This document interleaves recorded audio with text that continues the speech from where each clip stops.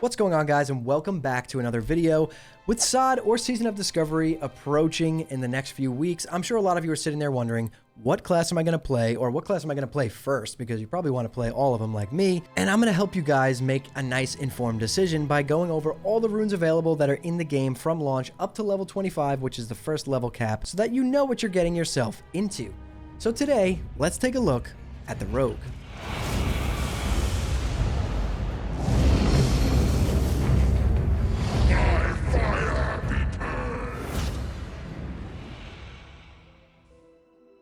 Okay, so let's start out with the Rogue's chest engravings.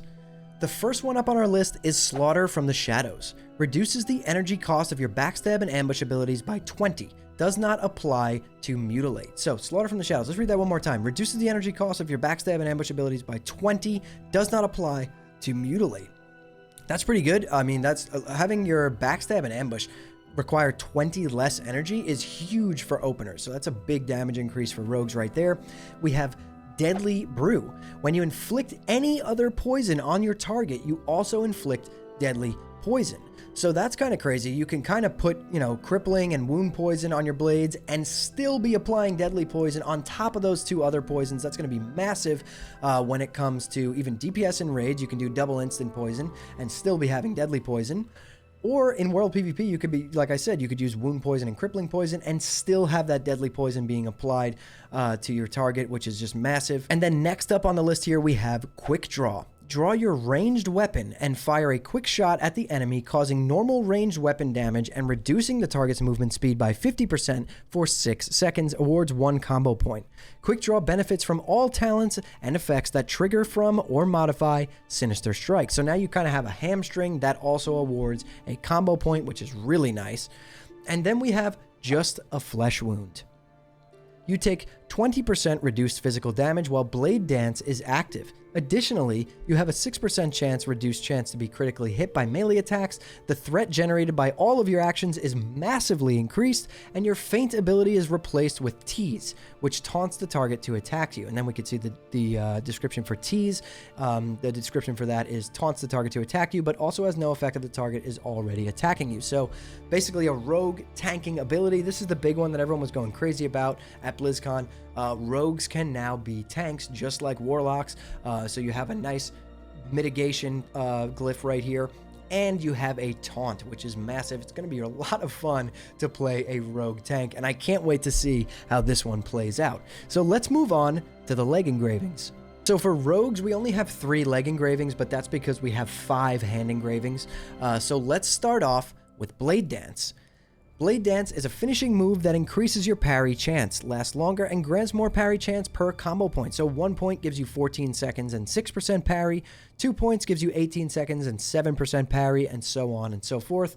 You guys can see it right here on the screen. I'm not going to read that. So another big either tanking or PvP ability, depending on how you look at it. Blade Dance is going to be pretty darn crazy. And then next up on the list, we have Between the Eyes. All retail players know this. I'm not sure when it entered the game, but I know it is in retail. It was definitely in a previous expansion before that. But I kind of stopped playing retail after MOP, really. I play when it comes out for like a month, and then I really don't play it that much. But Between the Eyes, ranged finishing move that causes damage per combo point, increased by attack power, and stuns the target. So this is kind of like an Eviscerate mixed with a Kidney Shot that is a ranged move. 1 point does 27 to 41 damage and 1 second stun. 2 points does 43 to 66 damage with a 2-second stun. 3 points, 59 to 91 damage with a 3-second stun, and so on and so forth. You guys can see that right here on the screen. That's really cool. So now if someone kind of gets away from you in World PvP, you have a ranged finisher that will do damage and it will stun them, which is really nice. And then we have Envenom. Finishing move that deals instant poison damage based on your deadly poison doses on the target. Following the Envenom attack, you have a 75% increased frequency to apply instant poison for 1 second, plus an additional 1 second per combo point. 1 dose is activated per combo point. So 1 dose of deadly poison on the target will give you 40 damage, 2 doses will give you 80, 3 will give you 120, 4 will give you 160, and 5 will give you 200. And then obviously after you're using Venom, you're now rapidly just blasting with instant poison. It's constantly ticking. It's really nice.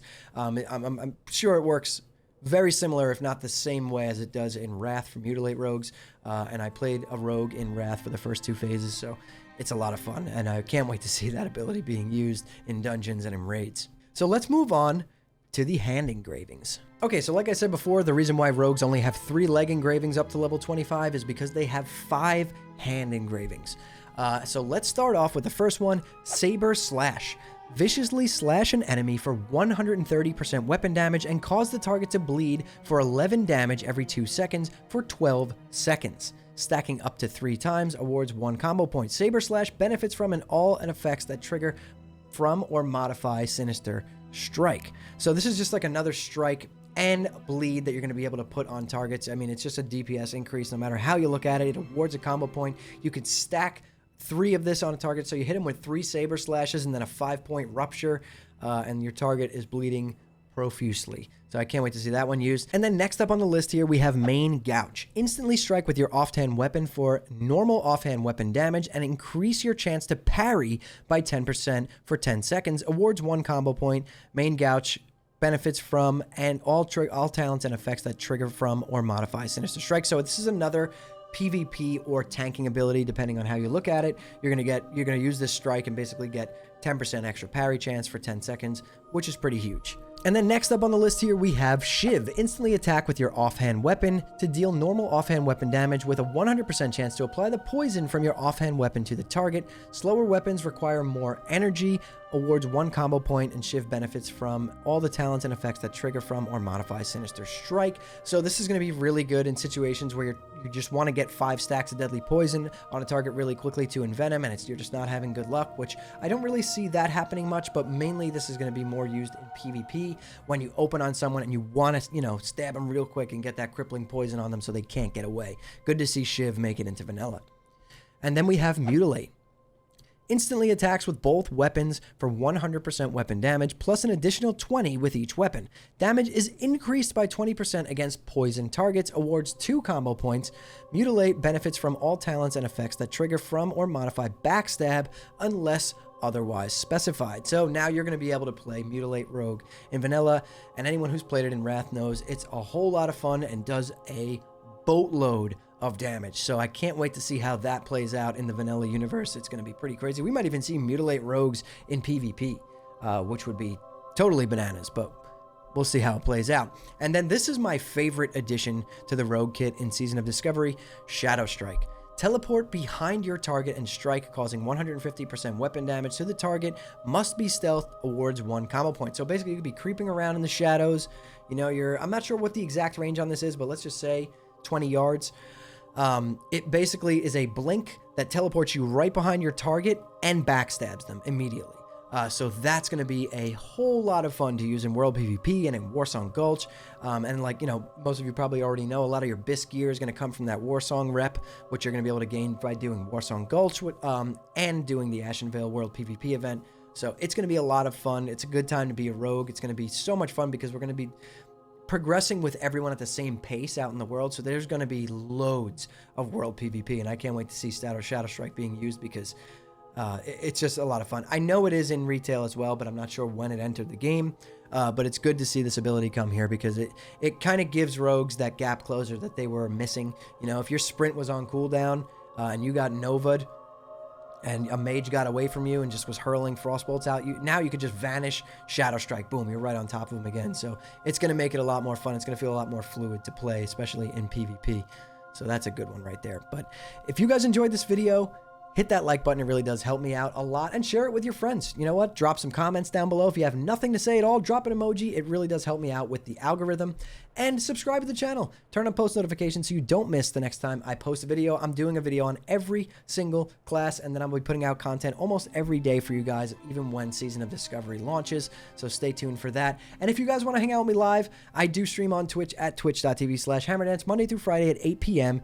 Eastern Time. I'll drop a link to that in the description below this video. But anyways, guys, that's all from me. Thank you all so much for watching and listening in. I'll see you all in the next one.